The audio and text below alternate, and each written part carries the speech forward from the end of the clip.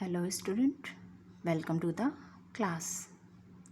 आज की क्लास में हम ज्योग्राफी के सेकंड चैप्टर का थर्ड पार्ट पढ़ेंगे। आज की क्लास में हम पढ़ेंगे भारत में वन एवं वन्य जीवन का संरक्षण। भारत में वन और वन्य जीवों का संरक्षण का कार्य जो है बहुत ही चुनौतीपूर्ण है। इसके लिए सरकार द्वारा और स्थानीय लोगों या समुदाय के द्वारा बहुत सारे कार्य किए गए हैं।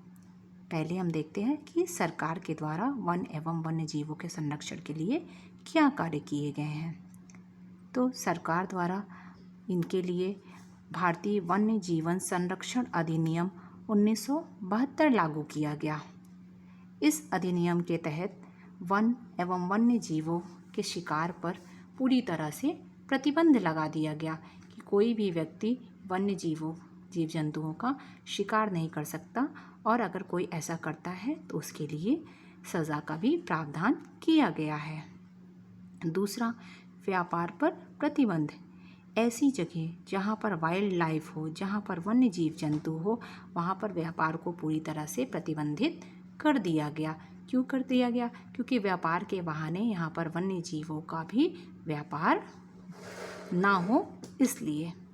तीसरा, इनके संरक्षण के लिए नेशनल पार्क और वाइल्ड लाइफ सेंचुरीज़ की भी स्थापना की गई।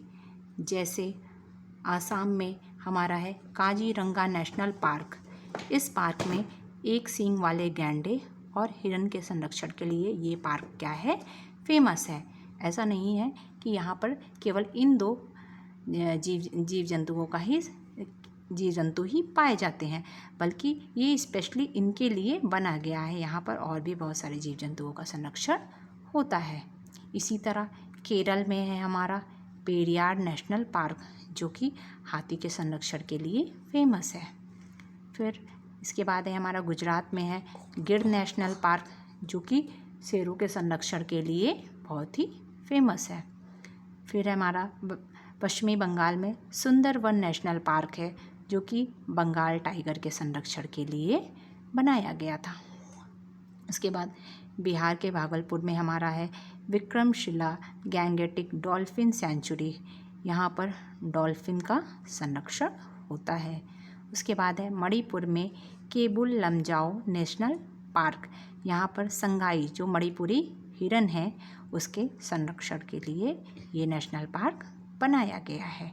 इसी तरह और भी बहुत सारे नेशनल पार्क और वाइल्ड लाइफ सेंचुरीज़ हैं जो कि वन्य जीवों का संरक्षण करती हैं। और वन्य जीवों के संरक्षण के लिए जो भी परियोजनाएं बनाई गई हैं, उनमें से सबसे महत्वपूर्ण परियोजना टाइगर रिजर्व परियोजना है। इसकी स्थापना 1973 में हुई थी, 1973 में।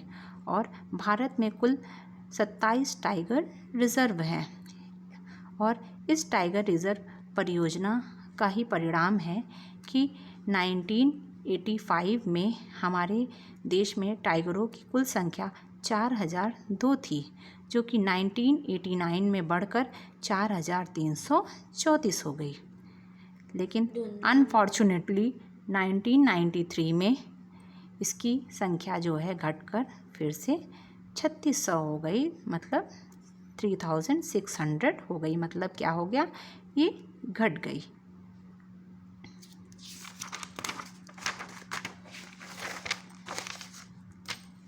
अभी आपने देखा कि सरकार के द्वारा जीव जंतुओं और वनों के संरक्षण के लिए क्या किया गया।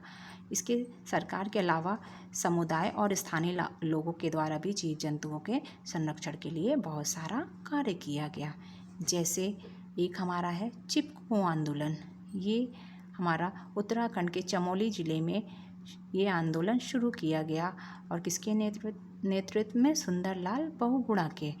इस आंदोलन में क्या हुआ कि अगर कोई भी पेड़ों को काटने के लिए आता था, तो वहाँ के स्थानीय लोग क्या करते थे, पेड़ों से जाकर चिपक जाते थे कि पहले मुझे काटो, फिर पेड़ों को काटो। तो स्थानीय लोगों के द्वारा एक ये आंदोलन चलाया गया वन एवं वन्य जीवों के संरक्षण के लिए। इसके बाद दूसरा हमारा आता है बीज बचाओ आंदोलन।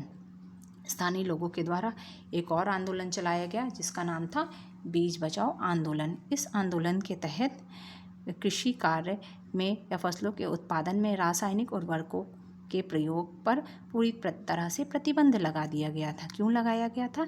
ताकि रासायनिक उर्वरकों के प्रयोग से जो बीज हैं वो नष्ट ना हो।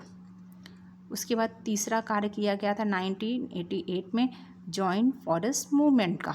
इसके तहत सरकार और स्थानीय लोग दोनों मिलकर क्या करते थे? वन एवं वन्य जीवों के संरक्षण का कार्य करते थे। चौथा, प्रकृति प्रेमी। प्राचीन काल के लोग जो होते थे वो प्रकृति प्रेमी ही होते थे, जिससे वो इमली, आम, वट वृक्ष, पीपल आदि वृक्षों को ना तो वह खुद काटते थे, ना ही किसी और को काटने देते थे, क्योंकि इसमें उनकी आस्था होती थी। तो इस तरह से भी कुछ पेड़ों और वनों का संरक्षण किया गया। इसके बाद हमारा आता है वनों का वर्गीकरण। हमारे देश में जो वनों का जो प्रतिशत होना चाहिए वो 33% वन होने चाहिए। क्यों? क्योंकि वन जो होते हैं वो कार्बन सिंक का काम करते हैं। वन जो होते हैं वो हमारे एटमॉस्फेयर से कार्बन डाइऑक्साइड को सोखते हैं, एब्जॉर्ब कर लेते हैं और ऑक्सीजन को छोड़ते हैं। लेकिन अनफॉर्चुनेटली हमारे देश में वनों का जो परसेंटेज है वो मात्र 24% या मतलब 24% भाग पर ही वन पाए जाते हैं।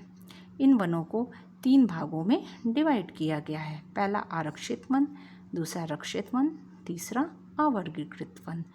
पहला आरक्षित वन ऐसे वन होते हैं जिनको पूरी तरह से रिजर्व कर दिया गया है, जिनको आप काट नहीं सकते हैं, ना नष्ट कर सकते हैं।